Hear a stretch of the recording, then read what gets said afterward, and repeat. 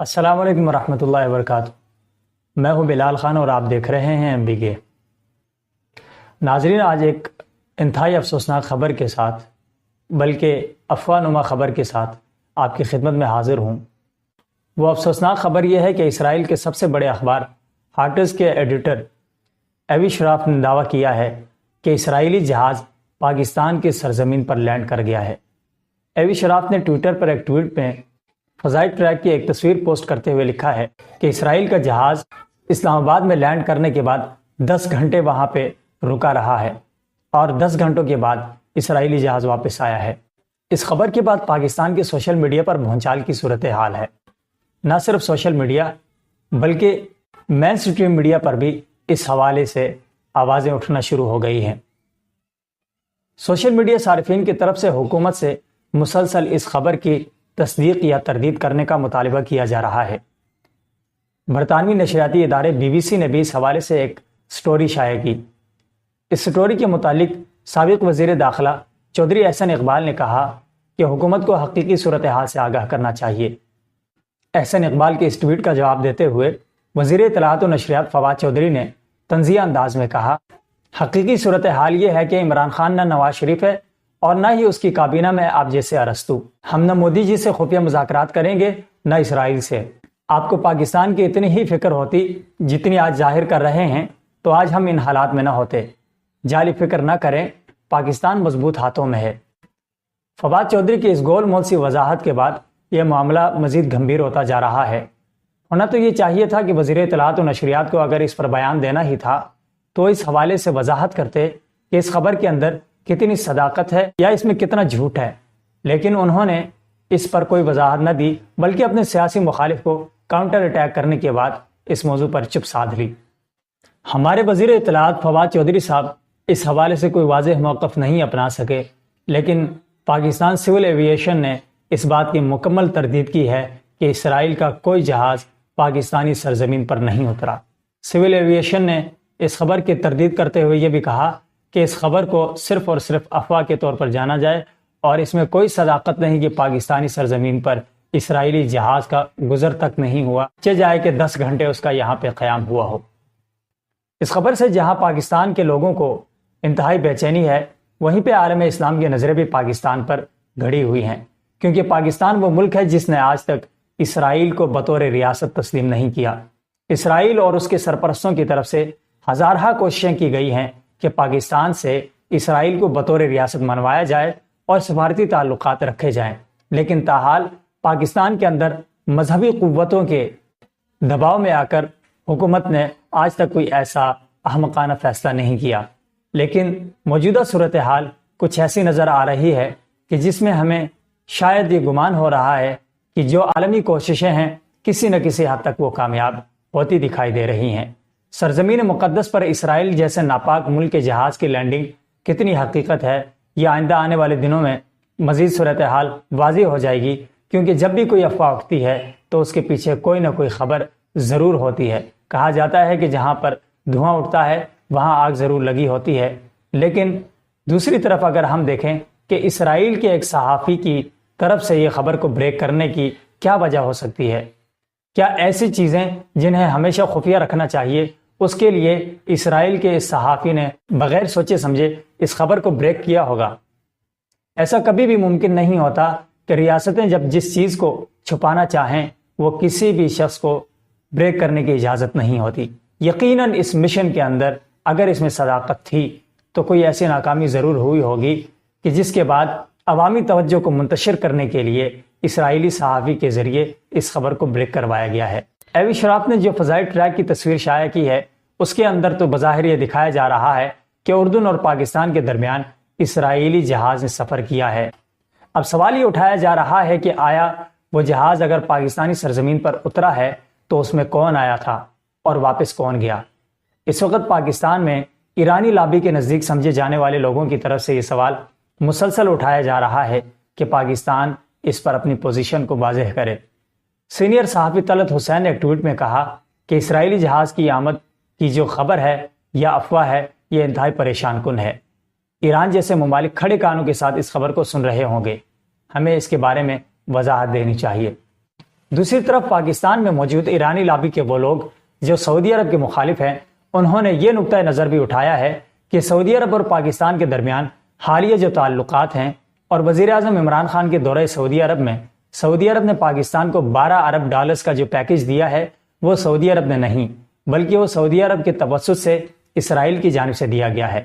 یہ بظاہر ایک الزامی جواب یا ایک الزام ہی لگ رہا ہے، لیکن باہر طور ان کا یہ موقف ہے کہ اسرائیل کے ساتھ تعلقات بنانے کے لیے یہ امداد اسرائیل نے سعودی عرب کے توسط سے کی۔ میں سمجھتا ہوں کہ اس خبر کے اوپر نہ صرف فواد چودھری بلکہ وزیر اعظم عمران خان کو خود وضاحت کے ساتھ قوم کو بتانا چاہیے کہ اس خبر میں کتنی صداقت ہے۔ دوسری طرف اگر ہم دیکھیں تو اگر یہ کوشش کی گئی ہے تو یہ پہلی دفعہ ایسا نہیں ہوا، بلکہ ان کوششوں کا آغاز 1996 سے ہوا ہے۔ پاکستان میں اس وقت پاکستان اسرائیل الائنس کے نام سے ایک گروہ متحرک ہے جس کی سربراہی نور ڈاہری نامی شخص کر رہا ہے۔ اس شخص کے بارے میں بتایا جاتا ہے کہ اس نے اپنے متعلق کئی بار یہ اعتراف کیا ہے کہ وہ ملحد یا ایتھیسٹ رہا ہے، لیکن اس کا یہ بھی دعویٰ ہے کہ اس نے مسلمانوں کے تمام مسالک کو پڑھا ہے۔ اس نے شیعہ اور قادیانی کتب کو بھی پڑھا ہے اور اس کے بعد وہ اس نتیجے پر پہنچا ہے کہ مسلک اہل حدیث کو وہ بطور اپنا مسلک اس وقت پیش کر رہا ہے۔ یہ شخص پاکستان کے اندر اسرائیل کے لیے راہ ہموار کرنے کے لیے ایک تنظیم کو چلا رہا ہے جسے مکمل طور پر اسرائیلی سرپرستی حاصل ہے۔ اس تنظیم نے مختلف ویب سائٹس بھی کھول رکھی ہیں اور ان ویب سائٹس کے ذریعے سوشل میڈیا پر لکھنے والے لوگوں کو کچھ معاوضہ دے کر اسرائیل کے حق میں مہم چلانے کے لیے متحرک کیا جاتا ہے۔ پاکستان اسرائیل الائنس کا صدر نور ڈاہری قادیانیوں کے انتہائی قریب پایا جاتا ہے۔ نور ڈاہری نے دعویٰ کیا ہے کہ 1996 میں پاکستان کے 8 صحافیوں نے پہلا صحافتی دورہ کیا۔ اس صحافتی دورے کے پیچھے ایک اہم سیاسی شخصیت کا ہاتھ تھا اور اس دورے کو خفیہ رکھا گیا۔ 1997 میں ایک اسرائیلی بزنس مین یعقوب نمرودی نے پاکستان کا دورہ کیا اور اس وقت کے وزیر خارجہ گوہر ایوب خان کے ساتھ مختلف امور پر بات چیت کی، جس میں معیشت، تجارت اور پاکستان اور اسرائیل کے درمیان سفارتی تعلقات کے اوپر گفتگو کی گئی۔ اس کے علاوہ نور ڈاہری نے یہ بھی کہا ہے کہ 1998 میں اس وقت یہ وزیر اعظم نواز شریف نے اپنے ایک خصوصی پیامبر کے ذریعے اسرائیلی وزیر اعظم نیتن یاہو کو ایک خصوصی پیغام بھجوایا تھا جس میں پاکستان اور ایران کے درمیان تعلقات کے اوپر وضاحت دی گئی۔ اسی طرح 2005 میں جنرل پرویز مشرف کے دور حکومت میں پاکستانی وزیر خارجہ خورشید محمود قصوری اور اسرائیلی وزیر خارجہ سلون شلوم کے درمیان اسرائیل کی خواہش اور اسرائیل کے مطالبے پر ایک خفیہ ملاقات ہوئی جس کا بہت دیر بعد اقرار کیا گیا۔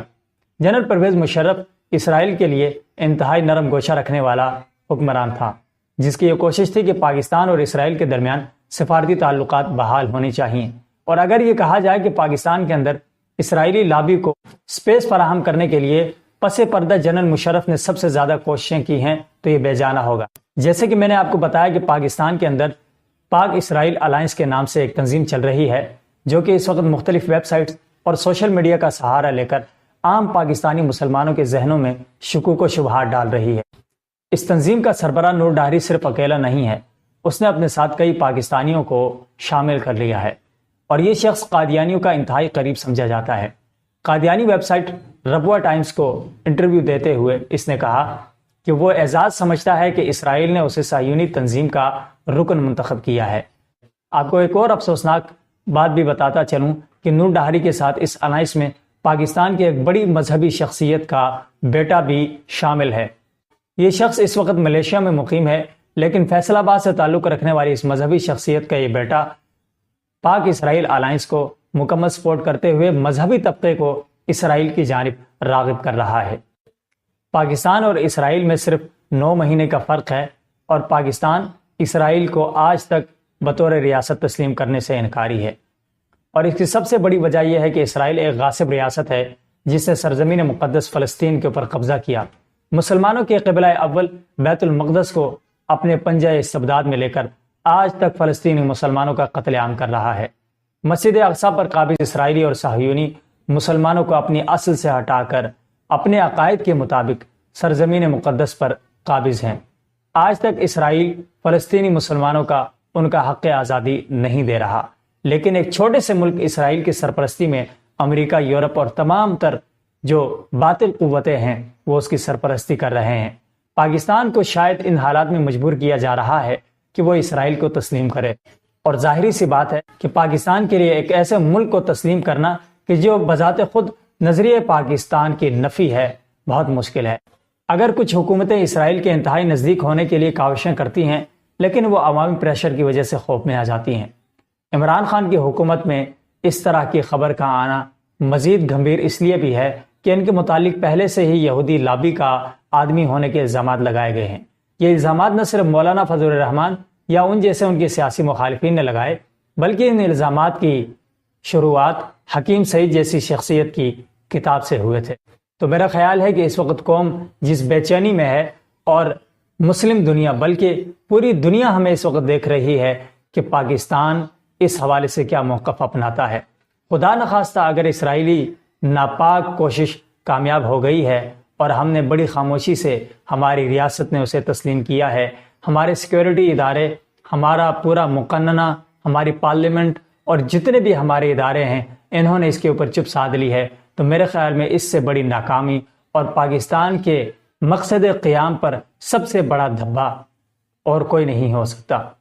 حکومت کو چاہیے کہ اس حوالے سے واضح موقف اپنائے اور عوام الناس کو بتائے کہ اس خبر کے پیچھے کتنی صداقت ہے۔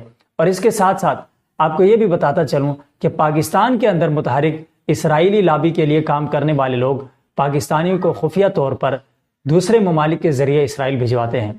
پاکستان کی قادیانی کمیونٹی جو مرزائی ہیں، ان کی کمیونٹی کے 600 افراد اس وقت اسرائیلی فوج کے اندر ان کے لیے خدمات سر انجام دے رہے ہیں۔ ان میں بڑی تعداد پاکستانی قادیانی خواتین کی بھی ہے جو اسرائیلی فوج میں اسرائیل کے لیے بطور اعلی کار استعمال ہو رہی ہیں۔ ان تمام حقائق کو مد نظر رکھتے ہوئے یہ ضروری ہے کہ حکومت، پاکستانی عوام، مذہبی طبقات اور عالمی دنیا خصوصاً جو عرب ممالک ہیں، انہیں چاہیے کہ اس حوالے سے سٹینڈ لیں اور اسرائیل جیسے غاصب ملک کو جو کہ قبلہ اول پر قبضہ کر کے وہاں فلسطینی مسلمانوں کا قتل عام کر رہا ہے، اسے اسی طرح ایک قابض ریاست کے طور پر بلکہ ایک قابض گروہ کے طور پر تسلیم کیا جائے جیسے آج تک کیا جاتا رہا ہے۔